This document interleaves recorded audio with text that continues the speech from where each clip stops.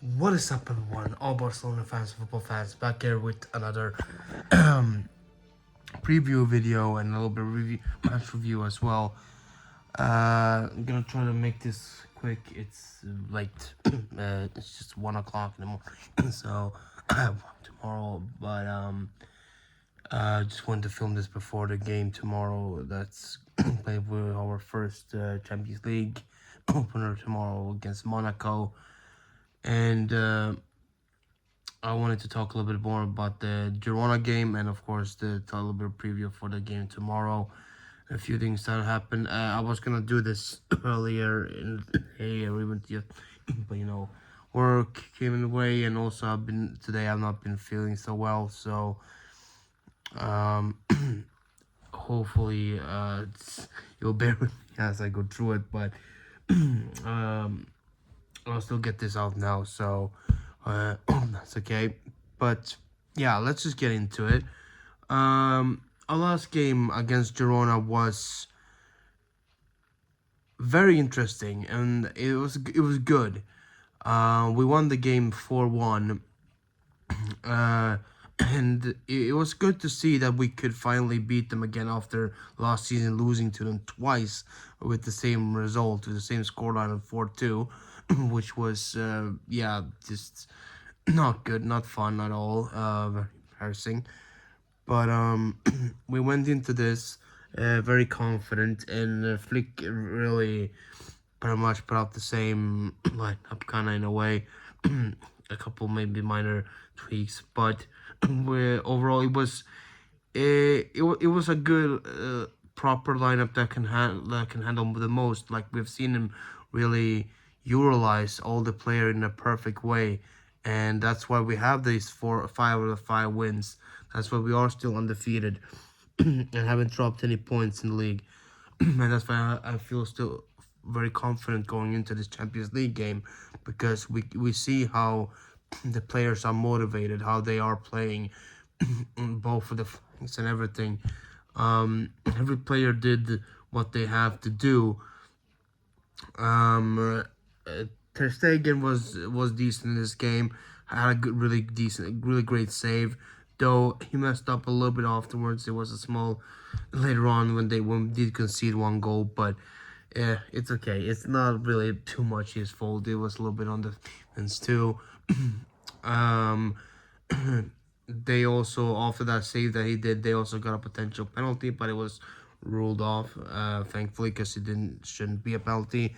Balde headed the ball onto Inigo Martinez's arm, which is our natural position. It's all during to the rules that is not a penalty if it happens in that sequence. Um, in the defense, though, we have Jules Koundé, who was very good. He did the best he could, and also like handling it as it been so far. He's had a great start to the season. So a few times he was a little bit off when he had to step on into the more uh, central defense later on in the game, but other than that, overall a solid performance from him. And then we have Kubarsi, who did great as well. One of the youngsters who's doing absolutely wonderful stuff in the back. He has really struck up a really good partnership with Inigo Martinez so far this season, and they have been working well together, I believe, so far from what we've seen. And speaking of Inigo Martinez, he also did a great job. Um, in this game, as usual, he's been solid so far, so nothing too bad. Uh, a few miscommunication there when we scored, and a few, and that thing that happened with the, but it's nothing too bad. Overall, he was very much once again solid, and held the defense pretty tightly and pretty strongly as well. So very good performance from him. And then, of course, we have Balde, who once more also keeps shining. Flick has really brought the best out of him as well since his return. Like when he's come into this new season, he has been shining on that side, doing great stuff. And it's good to see that we have a player like him on that side who can really perform well. And it's great to see that he's stepped up back to his best in that way. Then of course after that we have in the midfield. There was uh, Casado, of course, was there. It's one of them who has come in and replaced, of course, injured and all that stuff. So he has stepped in very good and done very nicely. In this game as well, especially he stepped up big and really did some good stuff. He even assisted a goal as well. Um, Also another youngster who's been stepping it up, and I give him also a solid mm, rating as well, because in this game he proved himself even more, definitely showed that he has that quality, and that that Flick has definitely did good in trusting him to be stepping in that position. Then of course we have Pedri, who once more is shining on the Flick. He has um, really gone back to his best, and that's wonderful to see. And also, he had a little celebration with Flick. He promised Flick before the game that he will be celebrating with him if he scored. So it was a little fun thing there that he went to celebrate with Flick after that, and he was the one who scored. I think, what was it? I think it was the fourth goal, the final goal. I think the third or the fourth one, in one of those. But either way, he did had a great performance. The goal that he scored was wonderful, and yeah, overall very happy, very happy with the Pedri and his season so far. Hopefully, he stays injury free and keeps going very well, like he has. He's a very important key player for us, so it's important that he stays fit and that he keeps up his good form. And then uh, some good and bad news surrounding Dani Olmo. Overall, he did great. First off, his performance, the time he played, great, very much awesome performance from him. A beautiful goal as well. Very good goal from Dani Olmo from the side of a really angle. He puts it in brilliantly. That was 3 goals in 3 games for him now. So he has had a great start of the season. He has been playing, definitely proving why he was a good signing, as I always thought he would be. But there was a lot of doubters about him and about that, and that he's not going to be playing well and all that, not fitting good enough.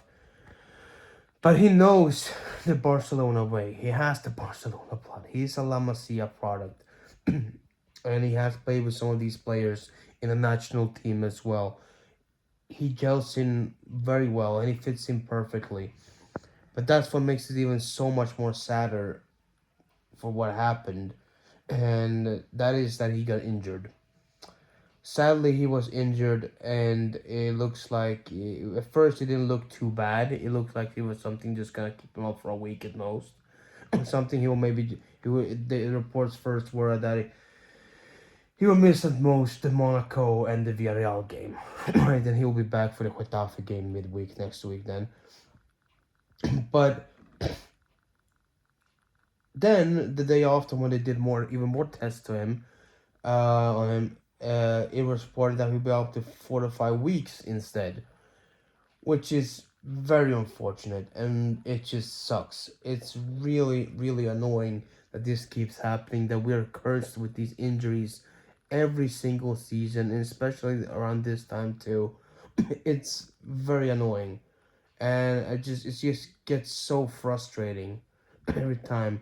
And it's also mostly because of the dumbass schedule from UEFA, from FIFA, from everybody. Although it's more and more games are being played, and more risk for injuries, like the international breaks and this new dumb format for the Champions League, and on top of that, we still have the leagues and the cups and all that stuff, and it overworks and overloads the players way too much. Almo already had a feeling during the international break, but luckily he didn't get fully injured then. But instead, because of that, he went back to Barcelona and he played this game, and that's what really got him then, because already had some feelings that this really pushed it even more, and it's because he was overplayed, and it's so dumb. It's so dumb, and I'm really tired of it. Like how these players are being misused and being pushed to be playing way too many games, way too many like minutes, like in this way, and it's not good. I think club football is during a season is way more important to be able to be fit for than international one.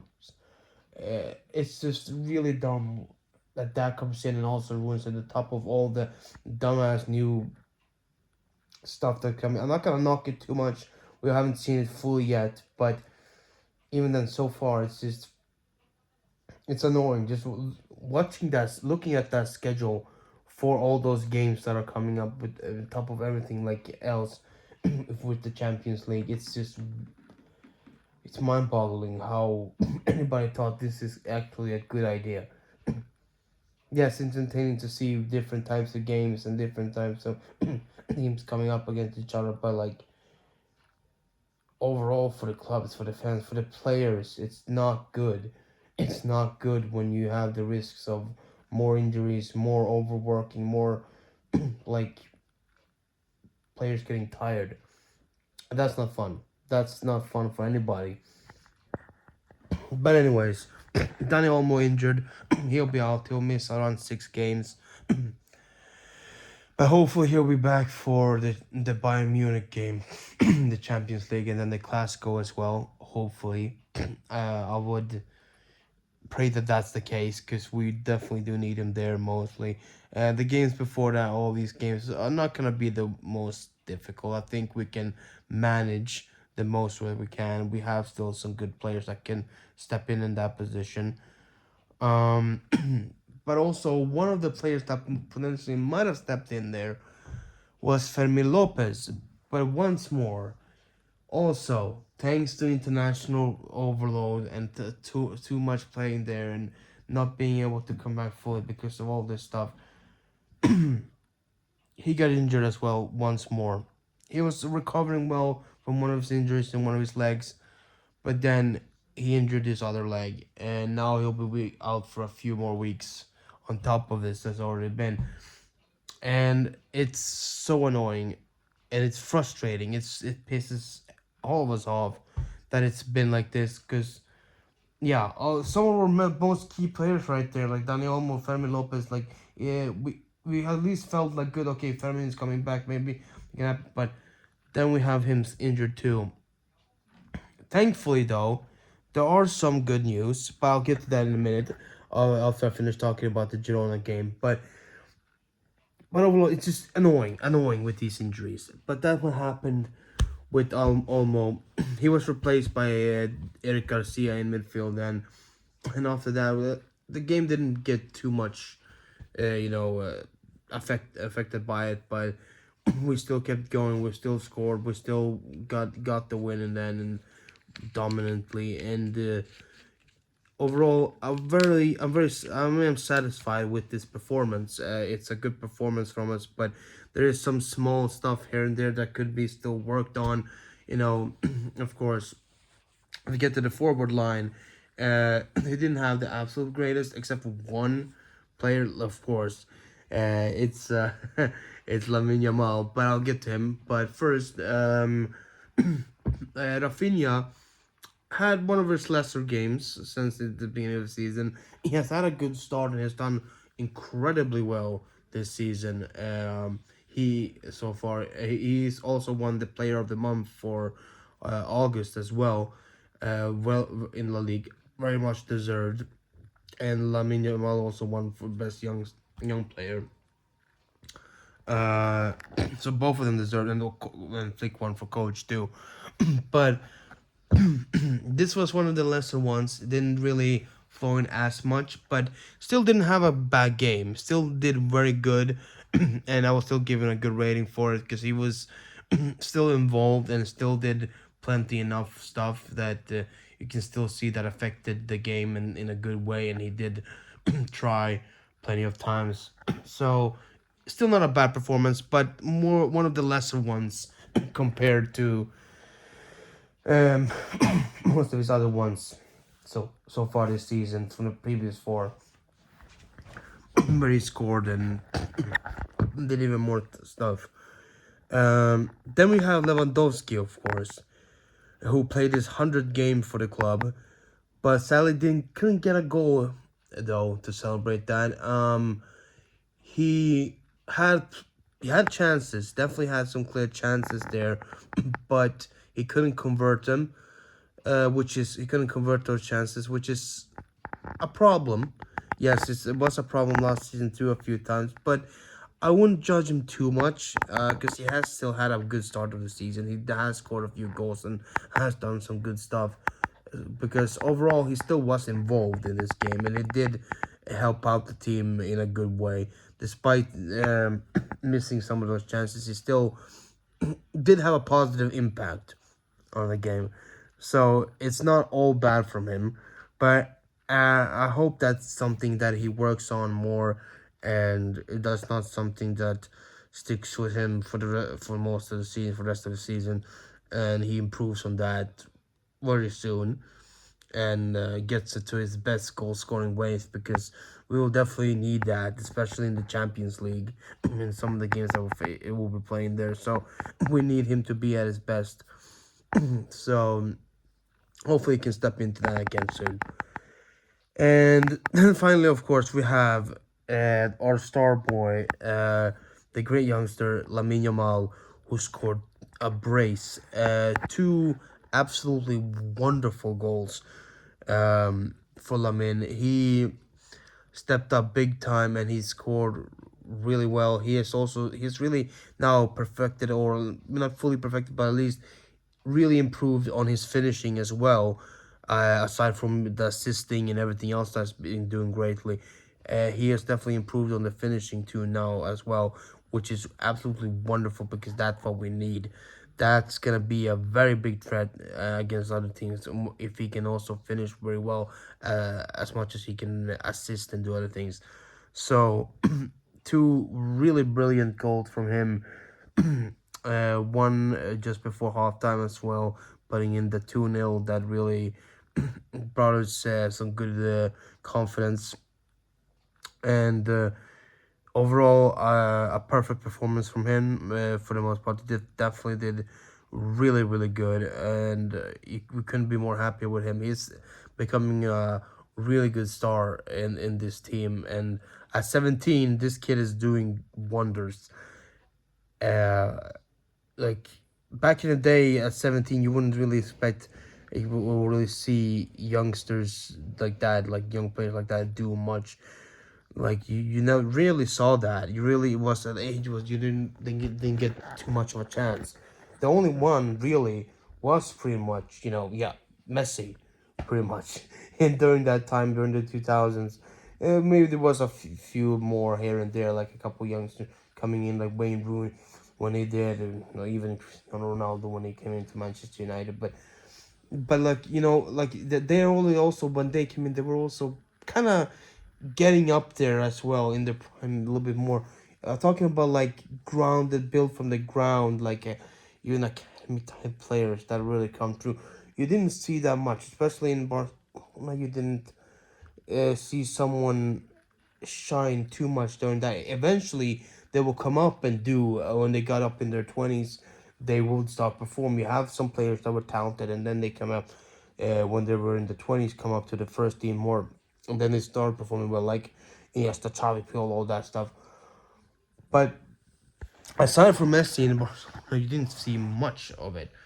But now with all these youngsters that we have, they have been performing incredibly well, and I think Lamine Yamal has been on the forefront of that, and he's been absolutely shining ever since, like even last season with some of the things they did. But and then on top of that, going into the Euros and putting up a incredible performance in the tournament and with Spain winning it and all that. Um, scoring a great goal against France, and then going into this new season and doing what he's doing so far. It's incredible. It's wonderful to see, and I hope he keeps that going. Um, so yeah, overall, a good performance versus Girona. Something that we need to see more of. Hopefully, Flick is definitely has been bringing this team in a great way. But now, before I talk about some of the more boosts that we can get now that coming back from injury, I'll talk a little bit about Monaco tomorrow. Um, this game is gonna be interesting because Monaco is a team that can hit different ways, but they're not the absolute strongest. But yes, at the Gamper Trophy, just the elephant room there. But that was a different time. A different time. That was a different game. That was a different mentality the team was in. We weren't fully gelled. And this is not me underestimating Monaco. I still don't think this is gonna be a walk in the park. Definitely not. But I think it's gonna be definitely a different type of performance. It's gonna be a different mentality. This is the Champions League opener for us. These players gonna be motivated to go in there and do great. Flick is gonna be really trying to bring the best out of them to really go in there and get a first proper win, get 3 points there, so we can stay up in the table pretty much good.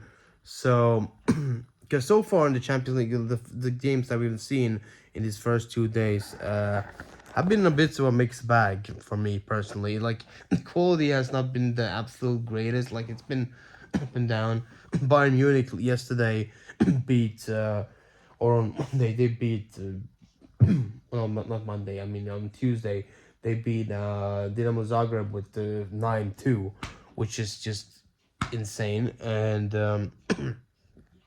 of course, Real Madrid were held for a little bit, like against a Stuttgart who tried, but in the end, well, you know what happens, and they got thrown. And a few other games too that were just like, I don't know.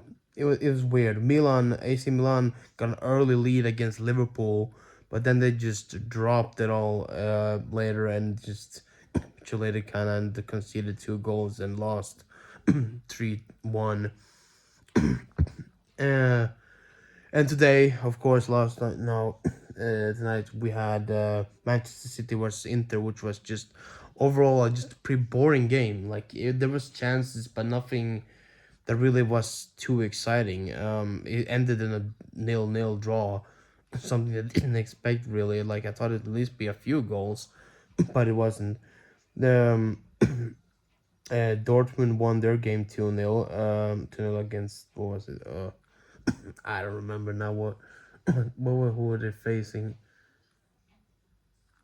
It was some one of their more those bottom, like the more lesser teams. I think like it whatever. It was like they got their first win there, and then of course we had PSG beating Girona just by the end. Girona with the own goal by the goalkeeper. Um, that goalkeeper his name is I'm gonna butcher that, but their goalkeeper it was like he fumbled it and he went in and yeah that was a big mess by Girona because they held them off for the whole game pretty much. PSG had way more chances than they did, but yeah, they got lucky in the end and they got those 3 points by pure luck right there. But yeah, um, it's been a mix in quality. So we'll see what happens tomorrow with with all the games, what they're gonna bring and what our game's gonna bring. I just hope that we can get a proper win. We have the mentality, we have the players, even without Dani Olmo. I think we can bring it to Monaco and get a good win. Score a few goals, get the proper win, like get a good start to this tournament for us. Um, with the start of the season that we've had, I don't see why we couldn't. Anything can happen, of course, but I think we have the quality to really get the job done. It's not gonna be a like walking the park or a total blowout or anything, but you know, score at least like 2 3 goals, get it done like that. It's uh, I'm not gonna give a real proper prediction. I just think uh, maybe 2-1, 3-1 something. I can see happening. I will be okay with that. That's a scoreline I'll be fine with. Um, just something there, just to get a good first win, and then we'll see where we go from there, going forward. But yeah, that's the preview there. For the lineup, I think you'll probably switch up something a little bit. Like, yeah, I can see Rafinha slotting into the attacking mid position, and probably Ferran Torres going out to the sides or something like that. Maybe one of the youngsters do. I don't know, but something along those lines. Yeah, I didn't even speak of Ferran Torres. Ferran Torres in the Girona game as well got himself sent off, so he's not gonna be in the Villarreal game. It was a kind of silly challenge, something I feel like personally shouldn't have been a direct red card, but also on the other hand, it was a dumb thing of him to do as well. Still, nonetheless, he apologized. He posted on social media after apologized for his mistakes. So he will be not be available in the Villarreal game, and we'll see how Flick deals with that. We have some new great youngsters, so that's not gonna be too much of a problem. I don't think so. So yeah. Yeah, that's pretty much that. Now for the last thing I talk about, the injury boosts that we have gotten, that some of the players that are coming back for tomorrow's game in the squad. We have Ansu Fati officially back, which is wonderful. Flick has even said that he's doing great and he's very much ready, and he could be playing up to 30 to 45 minutes tomorrow. So hopefully, if he does, hopefully he will impact the game in a good way. I don't know if he will start, but probably will be subbed in. I think that will make most sense, but who knows? But we don't know exactly where he will be playing him, but we'll see tomorrow. But that's great. If Ansu Fati can find his way back to this good form that he had a couple of years ago, like he then I think that can definitely work out good. Then, because I think we've heard Flick say that he's been impressed the most with Fati in training. So let's hope he can prove that on the pitch and show up and really help us out there, however many minutes he plays. So it's good to have him back. It's good to have him back, our number 10 there back, and he can step in hopefully and do something there. And then, of course, we have somewhat half positive news on Frankie de Jong too. He has started training more and more with the squad, and it's still not fully sure when he will exactly return. But there's still no set date. But it looks to be getting better, so hopefully he will be back in the coming few weeks potentially. And also another one who's on his way back, it looks looking good, training more, is of course Gavi, which is an even greater thing to see. I can't wait for Gavi to come back and start playing on the flick. I think he's gonna shine big time in that midfield. It's gonna be wonderful, wonderful to see. Just getting excited thinking about that. That midfield of fully fit like midfield of potentially of Gavi, Pedri, Olmo, and or something else like that, or some other combination. Just wonderful, wonderful stuff right there. So hopefully we will see him back. I think the most estimates have been like somewhere, I don't know, maybe mid-October, maybe mid to late October. That's where kind of is the feeling right now where he will return. But it's not 100%, but we'll see. We'll see what happens. But yeah, that's gonna do it for this video, guys. I hope you guys did enjoy overall this review and preview and all that kind of stuff. I'm sorry I'm a little bit, off with everything and my voice too. As I said, I haven't been feeling the best. But I hope you guys still enjoyed it. If you did, leave a like down below and also subscribe if you haven't done that already. and ring the notification bell to get notified next time a video gets uploaded. I'll appreciate that very much. And yeah, let's hope for the best tomorrow. Let's hope for a good win and first 3 points in the Champions League stage. Still feels weird to say that, but yeah. Let's hope the team does us proud again, like they have so far. Uh, let's hope that the Champions League is another tournament we can go far in. Hopefully this year. We'll see how much though. Like with these all these fixtures and potential injuries that can happen, but we'll see. We'll see as it goes along, and we'll report whatever happens, and we'll talk about it then. But yeah, other than that, thank you guys for watching, and I'll see you guys next time. Visca Barca.